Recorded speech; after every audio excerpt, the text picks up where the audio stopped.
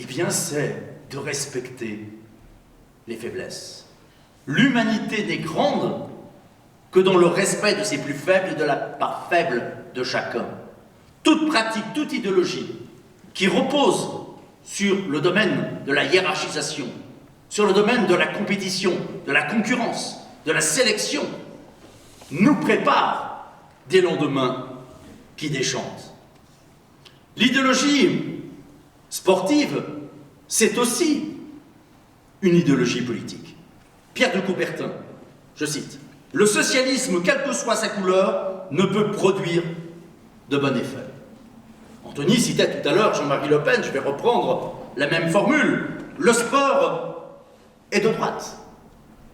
Jean-Marie Le Pen, ancien vice-président du comité Coubertin.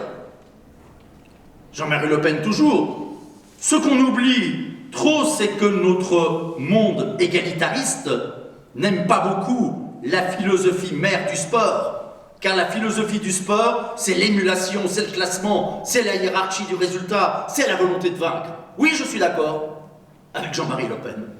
L'idéologie du sport, c'est bien ce qu'il vient d'énoncer. Et c'est bien pour cela qu'effectivement, je la combats.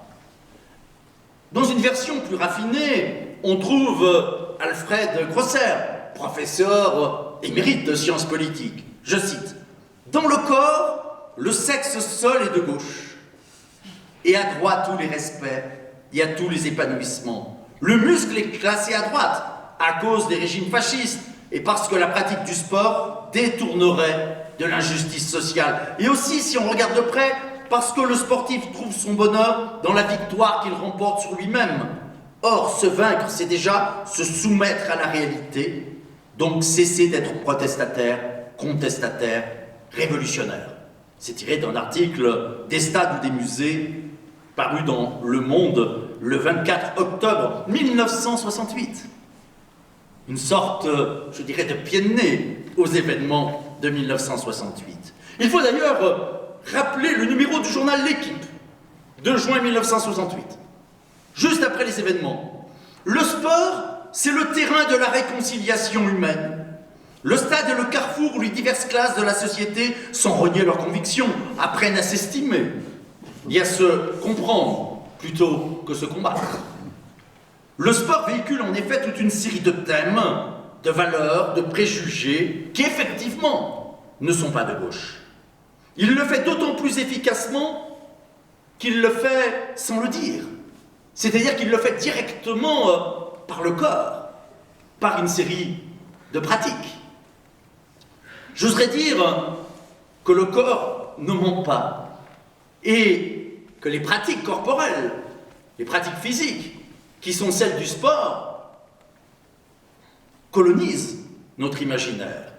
La sportivation de la vie, c'est aussi une arme de guerre contre l'idée même d'égalité. J'ai de plus en plus de difficultés à faire comprendre à mes étudiants ce qu'est l'égalité. On m'oppose aujourd'hui systématiquement les lois biologiques, les lois économiques, la loi du sport. On me répond, mais regardez sur un stade, tout le monde n'arrive pas au même niveau. Et je dirais que si on confond ici l'égalité et la performance, c'est bien parce que de façon clandestine, l'idéologie sportive va dans ce sens-là. L'égalité, elle n'est jamais dans les faits. L'égalité, c'est une fiction. C'est une histoire qu'on se raconte. C'est bien parce que nous sommes inégaux que nous choisissons de nous reconnaître comme égaux. Si nous étions égaux dans les faits, la question de l'égalité ne se poserait pas. Ce qui se poserait, c'est la question de l'identité. Or, l'idéologie sportive véhicule l'idée qu'il existerait un critère objectif, positiviste, permettant de classer, de hiérarchiser.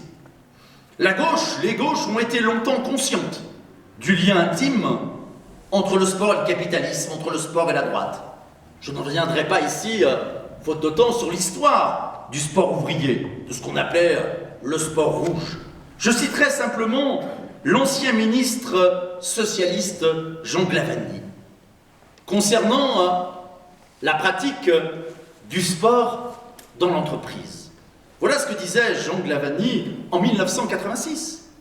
Est-il souhaitable dans une société dominée par la loi du profit et par des rapports de production fondés sur l'exploitation de l'homme par l'homme, que les travailleurs pratiquent leur activité physique et sportive sur leur lieu de travail, c'est-à-dire sur leur lieu d'exploitation? Ce n'est pas sûr.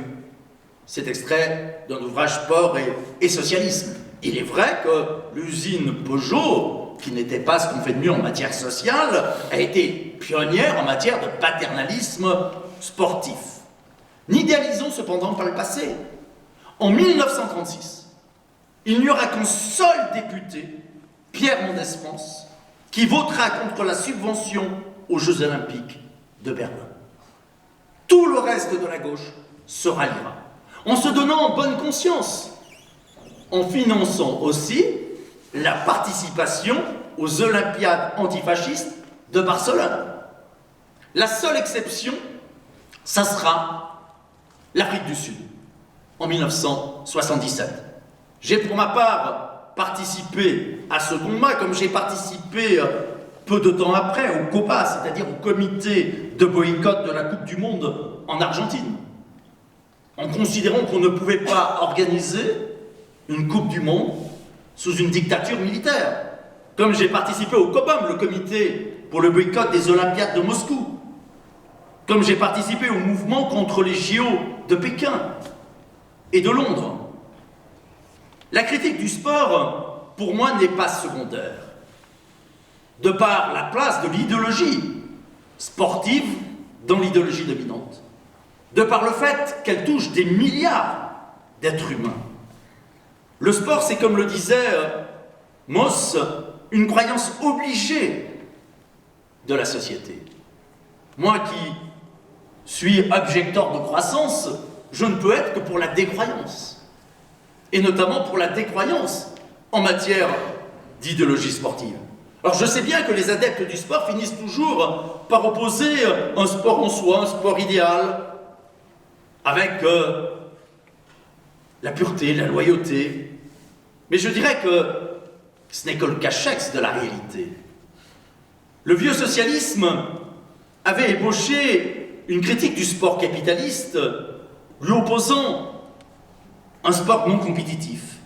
Il faudra attendre les années 70 pour voir se développer une sociologie critique du sport en tant que tel, en montrant sa liaison entre sport et capitalisme, sport et productivisme. Le sport non seulement banalise, valorise l'idée de compétition, de concurrence généralisée, dont a besoin organiquement le capitalisme, mais le sport va beaucoup plus loin que ça dans son système et son adhésion au système capitaliste. Il intègre en effet les schémas de compétition, de rendement, de mesure. Bref, l'activité physique, le jeu, est devenu une production qui acquiert toutes les caractéristiques de la production industrielle. Le courant de sociologie critique du sport a donc établi des analogies de structure entre deux types d'activités corporelles, le sport et le travail, y compris avec la notion de progrès illimité. On pourrait citer Jacques Ellul, en 1954, dans La technique et l'enjeu du siècle, qui fait cette analogie entre le travail sportif et le travail salarié. Ellul note que toute la différence entre l'amateur et ceux qui font du sport, c'est que ceux-ci deviennent des techniciens, c'est-à-dire qu'ils tendent à porter à la perfection le côté mécanique de leur activité, avec la mécanisation des gestes sportifs, avec la mécanisation des équipements. L'homme devient lui-même une machine, son activité devient technique. D'un côté, nous avons la recherche de la maximisation de la performance sportive. De l'autre côté, nous avons la recherche de la maximisation du profit. D'un côté, nous avons la robotisation du sportif. D'un autre côté, nous avons la robotisation du salarié. D'un côté, nous avons la mécanisation, la destruction du corps de l'un et de l'autre, avec un utilitarisme outrancier, la détection des talents, la sélection des meilleurs, bref, la consécration de la hiérarchie. Je me retrouve pleinement dans l'analyse de la sociologie critique du sport, j'ajouterais cependant un bémol. Je crois qu'on aurait tort de ne pas entendre aussi cette jouissance que peuvent éprouver les sportifs. Je me méfie d'une analyse trop binaire qui ferait du sport une activité au seul profit du capitalisme. Je l'ai dit tout à l'heure, la sportivation de la vie, le sport, c'est aussi une réponse à nos angoisses existentielles. Ne pas le comprendre, c'est se rendre impuissant, non seulement à agir, mais à le contrer. C'est ne pas être capable de proposer, d'inventer des alternatives. La gauche a majoritairement, dans ce domaine, oublié son histoire. Il fut un temps pas si lointain où elle faisait la critique du sport professionnel. Il fut un temps pas si lointain où on critiquait le Paris-Dakar. Il fut un temps pas si lointain où on refusait le loto sportif. Léo Lagrange, 1937, ministre du Sport. Il y aurait peut-être quelques dangers pour s'assurer des ressources en vue de développer le sport dans notre pays à faire appel au pari mutuel, c'est-à-dire au loto. Tant que j'aurai l'honneur d'assurer la charge qui m'a été confiée, je m'opposerai à cette confusion entre les sportifs et les chevaux ou les lévriers. Quelques décennies plus tard, ce sera un gouvernement socialiste qui introduira le loto sportif. J'ajoute que si la sportivation de la vie vote UMP ou Front National, la sportivation de la vie vote aussi pour le MEDEF. L'ex-ministre socialiste Edwige Avis nous disait « La compétition sportive prépare à la compétition économique. Un sportif garde dans la vie professionnelle le goût de se battre et de gagner, de réussir.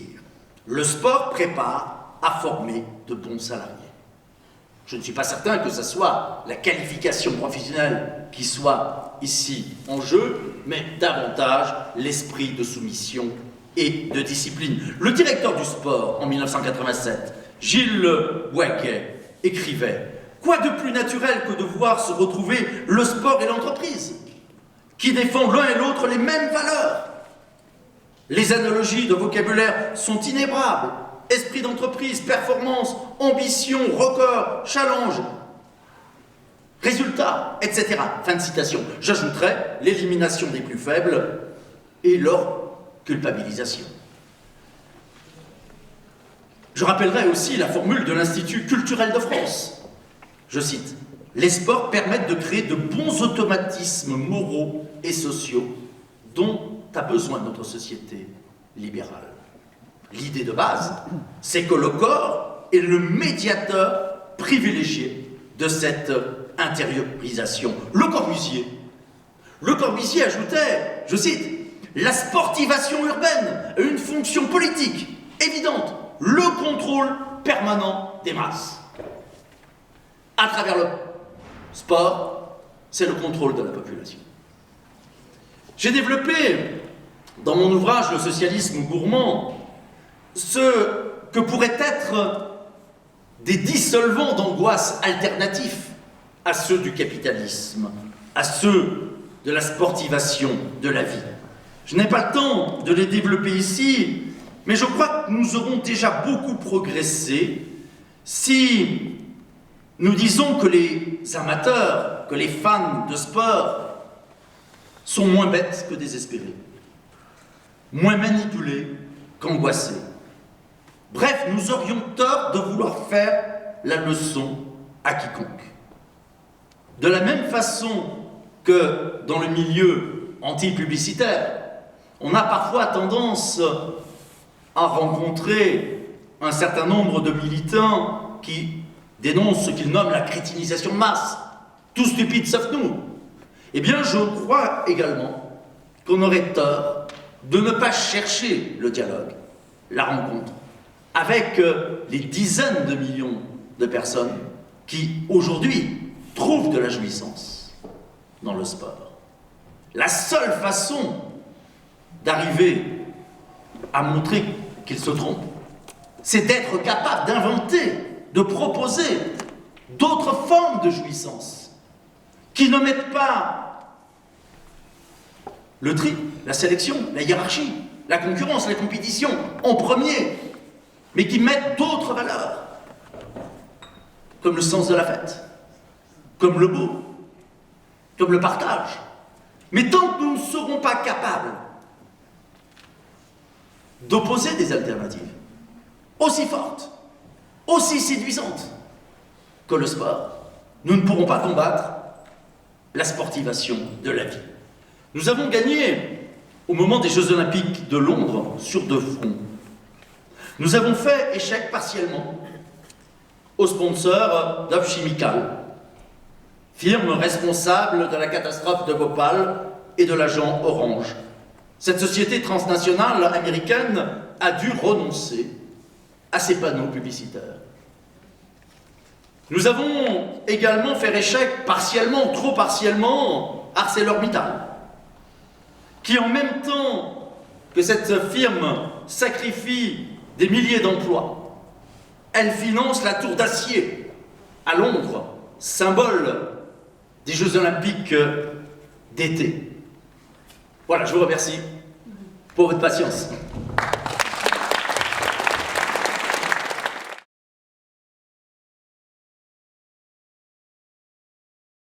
Je prends un exemple anachronique. La roue avait été inventée chez les Indiens d'Amérique. Mais les Indiens d'Amérique ont choisi de n'utiliser la roue que pour les jouets des enfants. C'est-à-dire qu'ils ont continué à utiliser des chaluts. Précisément parce que ça allait moins vite. Précisément parce que c'était moins utile. C'est-à-dire qu'une société peut avoir en soi les ressources de refuser un certain nombre de dépassements. Donc la question, c'est de savoir quelle conception de la société on a, et si également cette course, j'allais dire à la démesure, n'est pas d'autant plus facile que cette société refoule fondamentalement le désir.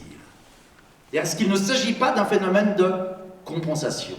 Alors je ne suis pas convaincu qu'une approche psychanalytique, psychologisante, pourrait apporter, je dirais, la totalité de la réponse. Mais je pense cependant que quand on lit un certain nombre de travaux, je pense à Jean-Pierre Lebrun par exemple, un psychanalyste belge, qui avance un certain nombre d'éléments qui peuvent permettre de comprendre aujourd'hui ce que j'appellerais rapidement cette sportivation de la vie et ce besoin, oui, de dépasser les limites. Et je crois qu'on a vraiment peut-être intérêt à bien réfléchir, notamment sur la place qui est accordée aux anciens aujourd'hui. La question du vieillissement, la place de la mort. Je suis convaincu, alors, je dirais dès le début du XXe siècle, beaucoup d'idéologues, de spécialistes du sport ont fait le lien entre, je dirais, cette pulsion de vie, cette pulsion de mort, la façon dont ça cohabitait dans le sport. Moi, je suis convaincu que le capitalisme a eu besoin d'évacuer la mort pour pouvoir se développer. Je dirais, on peut chacun en faire l'expérience au quotidien. On meurt souvent, malheureusement, tout seul, on meurt à l'hôpital, les rituels de mort ont disparu. Eh bien, je pense que cette évacuation de la mort, c'est quand même une dimension essentielle de nos existences, nous oblige à chercher des compensations, de multiples compensations. Et la sportivation de la vie, dans ses multiples aspects, est un des éléments de réponse. Cette question de l'illimitisme croise aussi l'idéologie du progrès. Je dirais que depuis 2 siècles et demi, notre société est fondée non pas sur le progrès, mais sur la foi dans l'idée que ce qui est neuf serait nécessairement mieux que ce qu'il y avait avant. Il est évident que le modèle sportif, à travers la volonté de dépassement constant, nourrit parfaitement cette idéologie, qui est l'idéologie même du productivisme, c'est-à-dire de la société qui tout entière doit aller plus loin. Je parlais tout à l'heure de la volonté d'adapter l'humanité aux besoins du productivisme, et on sait qu'il y a tout un débat aujourd'hui pour savoir est-ce qu'à terme il faudra accepter des mutations génétiques dans le domaine, par exemple, du sport. Mais je dirais que la même idéologie nous dit aussi que nous pourrions adapter la planète. Pour mon dernier bouquin, avec notre équipe, on a recensé les 100 projets les plus financés aujourd'hui à l'échelle mondiale. C'est ce qu'on appelle le capitalisme vert. Vous trouvez, bien sûr, la généralisation des techniques artificielles de modification du climat, la création d'un immense bouclier composé de dizaines de milliers de satellites autour de la Terre pour la protéger des rayons du Soleil. Vous trouvez le projet de mettre en orbite des milliards de petites lentilles de 60 cm de large pour filtrer la lumière solaire, de couvrir 3% du globe pour contrebalancer le doublement des émissions de CO2, le projet de répandre 1 million de tonnes de poussière d'aluminium et de soufre dans l'atmosphère afin de faire baisser la température terrestre de 1 degré. Vous trouvez aussi l'idée de fabriquer artificiellement des nuages grâce à des structures flottantes conçues pour activer des générateurs par le mouvement des vagues. Vous trouvez l'idée de piéger, de stocker du CO2 dans des puits de carbone. Les 2 premiers puits de carbone ont été annoncés pour la France. L'idée de développer des arbres OGM, mangeant de CO2. L'idée, ça j'aime bien, de repeindre en blanc des nuages gris grâce à la projection de particules, ce qui augmenterait de 12% les micro-gouttelettes et faciliterait la réflexion des rayonnements solaires. On trouve aussi l'idée de jeter à la mer des milliards de balles, comme des balles de tennis, de couleur blanche, de façon à faciliter la réflexion, sans oublier la possibilité de créer des vaches OGM, n'ayant plus besoin de ruminer, cause d'émissions de gaz à effet de serre, sans oublier bien sûr les pollinisateurs artificiels pour faire face à la chute drastique des colonies d'abeilles. Mais nous ne l'aurons pas. Tout sera fait, tout sera tenté, plutôt que de remettre en cause ces logiques économiques qui nous conduisent dans le mur. On calcule déjà le retour sur investissement. Tout est prêt, y compris les fantasmes. L'idée d'un monde sans limite, l'idée que tout soit possible. Et là, on retrouve effectivement la même idéologie en acte dans le domaine du sport. Et c'est pour ça que je pense que l'on peut légitimement parler de sportivation de la vie et de notre corps considéré comme un capital à valoriser. Mais ceux qui, comme moi, ont les tempes un peu grisonnantes déjà, se souviennent sans doute de la façon dont nos grands-parents échappaient totalement à cette vision de leur corps comme capital à valoriser. Et je dirais la façon dont la société est arrivée progressivement à nous encoder, à faire qu'au quotidien, dans l'ordinaire, mais c'est d'autant plus puissant, nous adoptons les comportements, nous adoptons les valeurs, les fantasmes, qui sont ceux dont elle a besoin.